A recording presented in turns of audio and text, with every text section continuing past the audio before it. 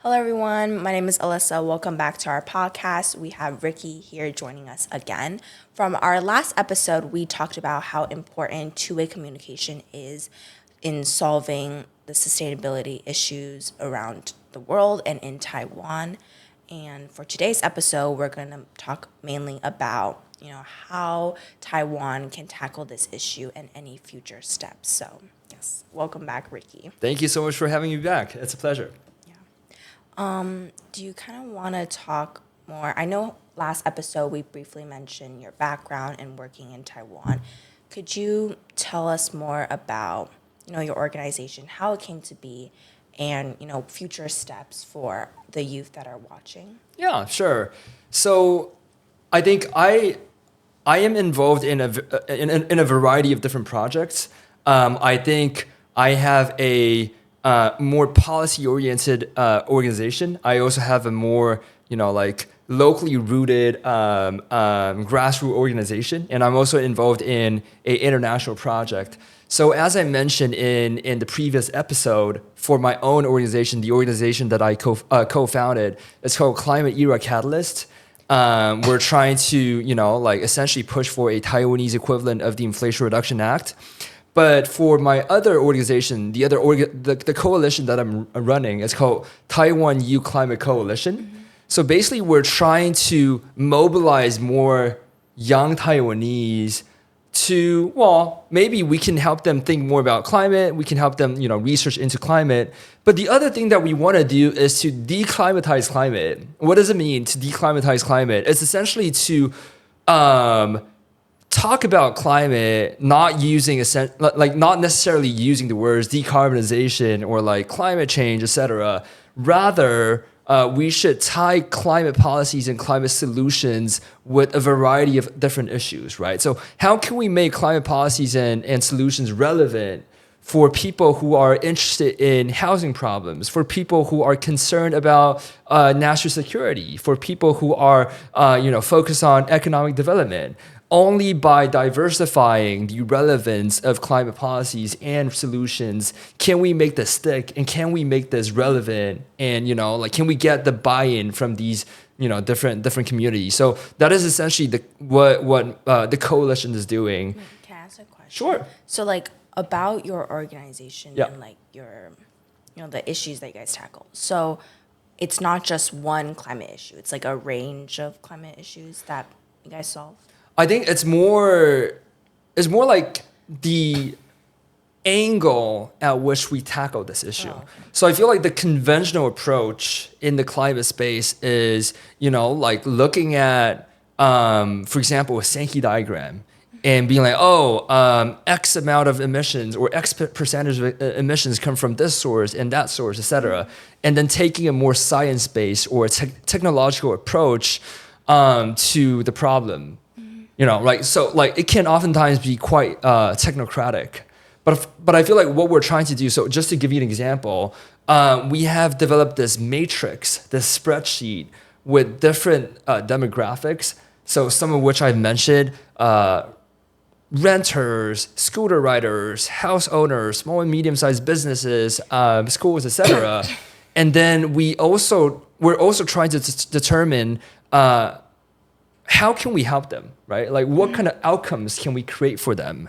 And then we want to come up with, for example, 3 to 5 different policies or solutions for each demographic, right? So of course we're going to still root these policies in science-based models, in technological feasibility studies.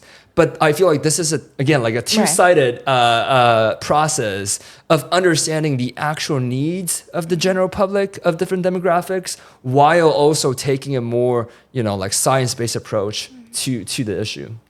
And about the people that can join, in your members, what expertise or what age are they around? Yeah, so because it's called Taiwan Youth Climate Coalition, I think the definition of youth in Taiwan is 18 to 35 or something like that. But I would say, 35 is kind of old. 35, yeah. We try to, diversify and be inclusive, right? But, ultimately, I think it might be misleading to be like, oh, this is only a, like an organization of the youth, for the youth, by the youth, right? Like, I think it is more, it refers more to a way of thinking, right? Like us being the future stewards of the country, of the environment. Like, how can we take a more refreshing perspective to look at this issue? And I feel like ultimately, going back to the idea of trying to cater to different demographics, I think youth being a, like a certain demographic, it is just a starting point, right? So through this coalition, we can find a variety of young people from all backgrounds, from all kinds of different places. I'm based in Taichung, people are based in Tainan, people are based in Taipei, et cetera, et cetera. But each of them has their own unique perspective. They have their own background, right? So by finding these people, by having youth as a common denominator, across, these members, we can then reach out to more people that share the same backgrounds with these people, right? So yeah, like if you're interested, we would also like to have you join at some point. Absolutely.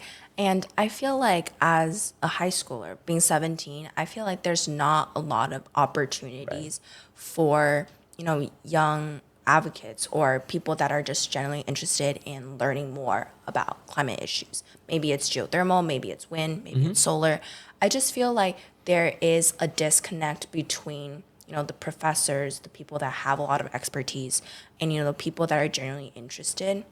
And I feel like, what do you think is the best way for, young people or like young high schoolers, like maybe even middle schoolers that want to, start early?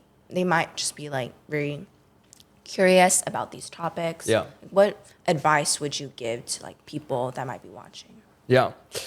I would love to tell you an anecdote of how I started. I think I mentioned in the previous episode that I started doing climate in my junior year in college, right? I was a literature major, but, like switching, or I don't want to say switch because I still feel like I am very much rooted in literature, but, like adding that additional climate layer to my identity, I was quite confused. I was like, what can I do as a literature major, as a junior, college student? What can I do for climate?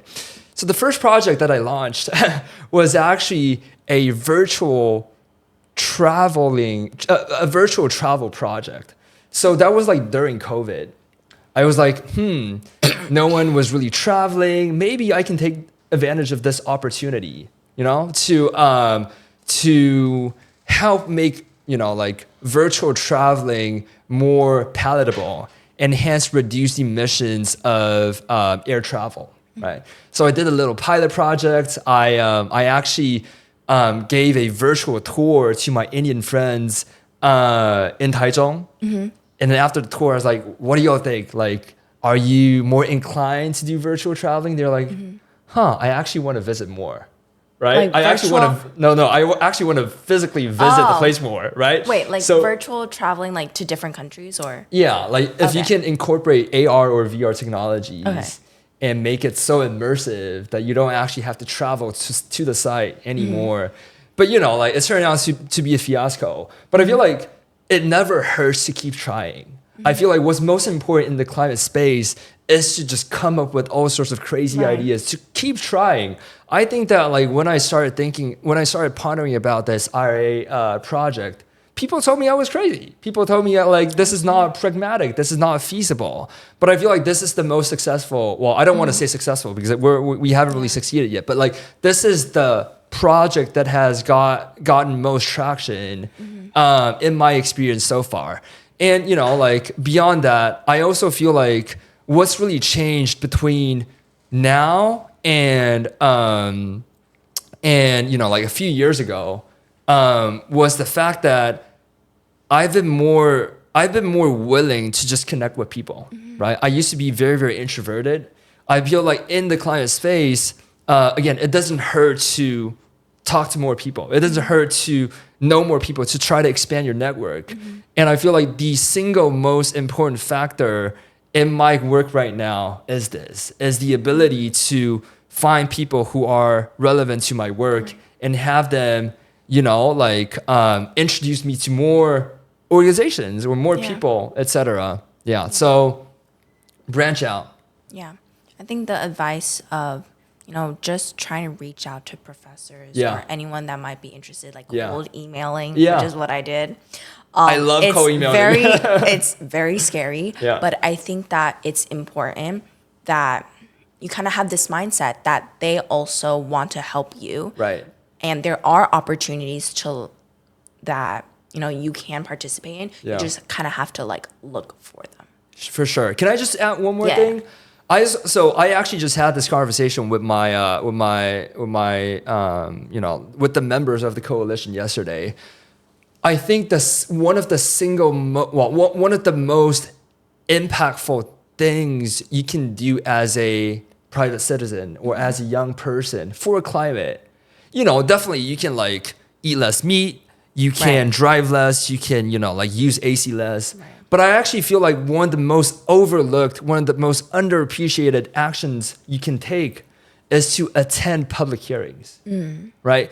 Public hearings, I've been to a dozen of them in the US and in Taiwan. They're usually dominated by the same people, right? The same environmental groups, the same trade associations, the same government agencies, the same, local residents. Yeah.